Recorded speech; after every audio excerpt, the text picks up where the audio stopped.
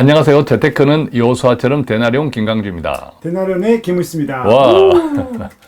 자, 오늘은 상담 사례를 함께 나누겠습니다. 네. 40대 후반이니까 50대를 바라보고 있는 자매입니다. 네. 어머니와 함께 살고 계신다고 하는데, 자, 이분은 좀 특이해요. 무슨 네. 특이하냐? 원래 상담하러 우리 센터장님한테 상담하러 올 때는 ETF 투자나 연금, 네. 아무래도 50대를 바라보니까 네, 네. ETF 투자나 연금을 준비하기 위해서 어떤 것이 좋을까 하고 왔는데 네. 상담을 다 마치고 돌아갈 때는 다른 것을 가져가세요. 빈손으로 왔습니다. 투자 못하고 그죠? 왔습니다. 네. 하여간 다른 솔루션을 가져가서요. 네, 네, 네. 궁금하죠? 그게 뭔지 그 이야기를 함께 나누어 보겠습니다. 그 자매님의 상황이 어떤지 조금 정리해 네. 주실래요? 자매님은 영어 번역, 네, 그리고 영어 가르치는 일을 좀 예. 하고 나름대로는 실력이 있는 것 같아요. 그리고 뭐 왜냐하면 지금 몸이 안 좋아서 쉬고 있는데 원하면 언제든지 갈 수 있다. 원하면, 부럽습니다. 예. 네. 그래서 좀 쉬고 있고 뭐 한 8월, 9월에 예. 나가면 한 250, 300 정도는 다시 아, 갈 수 월 있다. 250에서 한 300 네. 정도는 충분히 벌 수 있는데 네, 충분히. 지금은 잠시 쉬고 있다. 그죠? 쉴 때도 네. 필요해요. 그죠? 네. 예, 재충전.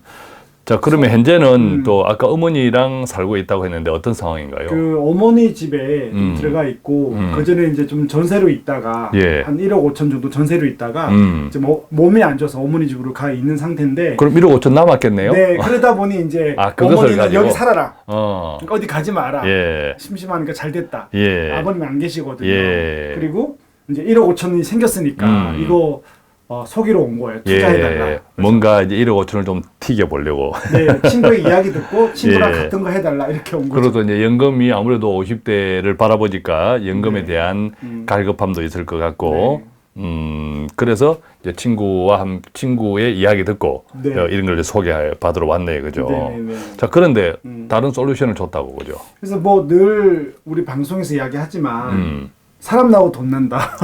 돈 나고 사람 나는 거 아니다. 예. 삶이 중요해서 예, 어머님 모시고 이야기를 좀 했어요. 예. 어머님이 들어오시는데 의심의 눈초리로 같이 이제 딸이 아. 1억 5천을 투자한다고 한다 그러니까 어디에 할까? 어디 할까 그래서 은행이 제일 좋은데. 네, 어머님은 그렇죠. 그래서 어머님하고 오셔가지고 이야기를 나누는 결과 경기도에 집이 하나 있는 거예요. 예. 그리고 제일 중요한 게 집이 없잖아요, 이 자매에게. 그래서 대표님 노년에 자매가 예. 결혼 안 하고 사는 예. 자매라면 집이 중요하지 않을까요?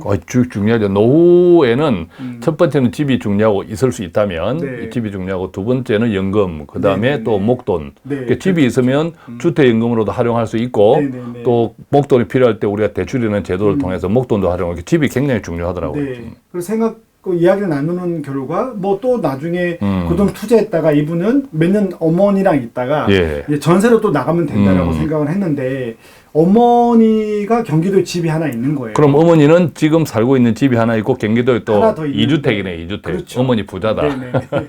그래서 이제 어떻게 해결하는가 하면 어. 그 2주택인데 주택도 줄이고 그래서 예. 증여를 하고 싶어 하는 거예요. 근데 또 증여세도 많고 예. 세무적으로 제가 이야기를 해보니 결국은 집을 하나 사는 게 낫겠다. 예. 그 집이 4억 정도. 집이 4억 네, 정도. 5억 했는데 4억 정도로 떨어졌더라고요. 아, 요즘 좀 집값이 떨어지고 있죠. 떨어졌어요. 그리고 이제 1억 정도 떨어졌고 그리고 거기 전세가 2억 5천 예. 그런 상황입니다. 그럼 1억 5천만 있으면 집을 사겠네. 일단 갭 투자. 전세 끼고. 네, 그래서 이제 그런 개념도 있고 또 나중에 상담을 더 하다 보니 어머님의 서울에 집을 살 때 예. 1억 정도가 또 자매 돈이더라고요. 예. 그래서 어머님이 그 돈을 줄 수 있다. 아. 네, 그래서 2억 5천 정도가 자매 자산인 거예요. 그러면 이제 어쨌든 자매가 그 집에 들어갈 때 예. 빚 없이 전세 보증금이 2억 5천이니까 예. 2억 5천을 주고 일단 그 돌려주고. 집으로 들어갈 수 있다. 예. 일단은 컨셉은 그렇게 잡았는데 중요한 거는 이제 우리가 특수 관계인끼리 집을 양도 양수 매매할 때 30%까지는 인정을 해주더라고요. 예. 낮은 가격에 사도 네, 그 주택이 없는 경우 자매가. 그래서 4억이니까 한 2억 8천 정도 예. 정도까지는 살 수 있다. 예. 집을 양도할 수 있다. 그러면 이제 그 2억 5천까지 집을 살 수 있는 거죠. 예. 그러니까 어머니 집을 그렇죠. 산다 이 말이죠. 네네. 어머니가 갖고 있는 전세로 준 그 4억짜리 경기도 집을 사는 거죠. 사는 그 전세 사는데 그것을 이제 2억 5천 만들어지는 것 가지고 네. 전세를 내주고 네네네. 이제 거기에 이제 들어가서 산다 그죠. 네네. 예. 근데 여기서 중요한 게 아까 말씀드린 증여보다는 양도 양수할 때 특수관계인은 30% 정도 다운시켜도 된다. 그러니까 어머니 집인데 정리를 하지 않고 네. 매매를 하는 방식으로 했다 이 말이죠. 증여로 하면 부담보 증여지만 그렇죠. 복잡하고 예. 또 자매가 돈이 있으니까 예. 매매가 하되 1억 정도 다운시킬 수 있으니까요. 이게 굉장히 중요한 팁이다. 네, 그렇죠. 그렇게 많이 합니다. 우리가 항상 정려할 때 세금 걱정을 많이 하는데 그렇죠. 아주 매우 중요한 팁을 여러분들은 지금 듣고 계신 거예요. 그죠? 음. 자, 그러면 그래서 결과적으로 자매는 1억 5천 쌈짓돈 가지고 투자하러 왔다가 집 하나 얻었네. 저는 투자를 못 받았죠. 그죠? 예, 집 하나 얻었습니다. 네. 자, 이렇게 집 하나 얻었을 때는 노후에 그 집을 통해서 아까 우리가 이야기한 여러 가지 다목적으로 활용할 수 있는 우선 또 내가 안정적으로 평생 거주할 수 있는 공간이 그렇죠. 생겼으니까 그죠? 네, 네. 예. 자, 그러면 이 자매는 투자하러 왔다가 집을 덜컹 하나 안고 갔다. 물론 이제 나중에 그 집 마련 계획은 이제 실행을 하겠지만 그죠? 그렇죠. 자, 그러고 나면 그로 끝났나요? 네, 일단은 그 안에 이제 그 세금 부분도 있죠. 취득세는 그럼 어떡하냐. 뭐 이사할 때 예. 가구며 그래서 그거는 5천만 원 정리를 하셔라. 예. 5천까지는 비과세니까 그렇게 해서 하기로 했고요. 예. 그다음에 이제 자매가 8월 9월 나가서 이제 250, 300인데 놀라운 건 빨리 일 나가고 싶어 해요. 상담을 하고 자기 집이 생기니까 또 목표가 생기는가 봐요. 예. 네, 왜냐면 그리고 1억 5천을 투자 못하고 예. 물론 집도 투자긴 한데 집에 들어가니까 그러면 이제 노후 준비는 저는 이제 주택이 노후 준비지 않습니까? 예. 근데 노후 준비가 없다라고 생각을 하는지 빨리 250, 300만 원 벌어서 그 남는 돈으로 어떻게 투자하면 되는지 예. 그래서 아직 오지도 않았는데 가을에 어떻게 투자를 할지 미리 알려달라. 그리고 이렇게 투자하면 65세 기준에 자기가 예. 노후에 얼마 정도가 아하. 준비될지가 이게 제일 궁금해했어요. 이게 참 신기한 게 이 자매의 사례처럼 어떤 의미에서는 뚜렷한 계획 없이 네. 그냥 목돈 생겨서 이게 투자해야지 이렇게 왔다가 그런 거죠. 센터장님하고 상담을 통해서 조금 이제 구체적인 음. 이렇게 삶에 대한 계획과 함께 네. 구체적으로 이렇게 계획을 딱 구체적으로 만들어 주니까 네.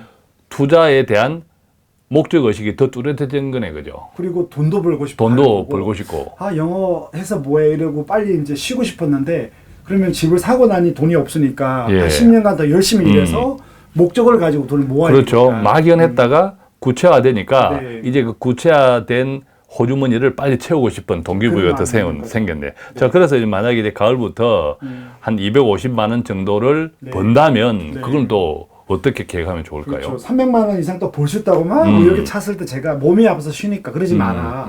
주택이 있으니까 충분하다. 그래서 예. 250만 원을 벌었을 때 예. 100만 원 정도는 쓰더라고요. 예. 네, 굉장히 검소한 편입니다. 그렇죠. 네. 예.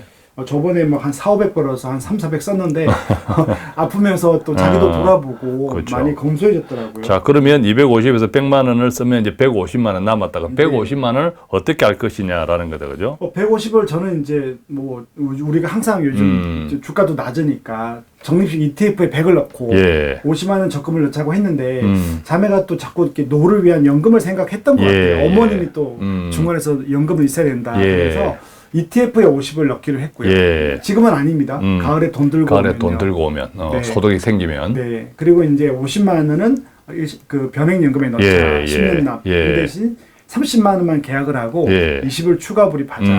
그리고 50만 원을 적금에 넣는 건 한 예. 2년마다 1200 정도로 나와야 또 예. 이벤트가 있을 거잖아요. 예. 뭐 여행도 가고.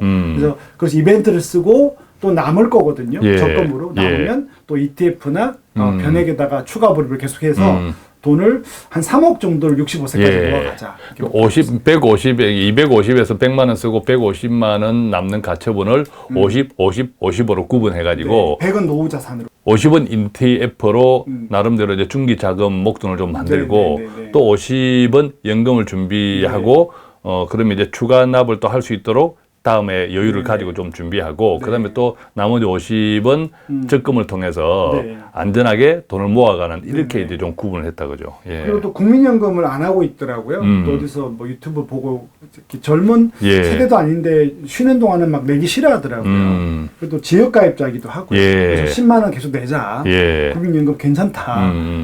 그래서 이렇게 해보니까 65세 기준에서 뭔가 재정이 준비된 게 나오더라고요. 예. 65세 기준으로 그럼 그렇게 하면 대략 어떻게 그림이 그려지던가요? 국민연금을 들어가서 보니까 한 60만 원 정도. 60만 원 정도. 예. 네. 그다음에 이제 금융 투자 자산 두 가지로 추가 불입해서 가면 한 2억 5천에서 3억 정도 모여지는데. 잠시만요. 네. 우선 이 자매는 이제 집이 있는 상황이다, 그죠? 집이 있죠. 있는 상황에서 국민연금 한 60만 원 정도 네. 수령 예상. 그다음에 투자 금융 자산이 목돈으로 2억 5천 정도. 한 2억에서 3억 정도. 네, 네, 와, 네. 부자다. 그죠? 네. 거기서 이제 인출 전략을 짜면 예. 월 100 정도는 어렵지 않게 예. 자녀가 또 없으니까 음. 그 목돈은 남겨놔야 되지 않습니까? 그렇죠. 그래서 예. 이제 한 2억에서 3억을 만들고 인출 전략 100만 원 하고 그러면 이제 160 정도인데 예. 이 자매가 그럼 160 정도인데 그거로 안 된다 이야기를 하더라고요. 그래서 짜잔 그리고 이제 주택이 등장했죠 그때. 주택연금. 네, 그래서 예. 한 4억이 뭐 예를 들어서 한 10년, 15년 뒤에 인플레이션 보고 한 5억까지 간다고 5억보다 더 갈 것 같은데 예. 5억 기준에 해보니까 지금 120만 원 정도 나오더라고요. 예.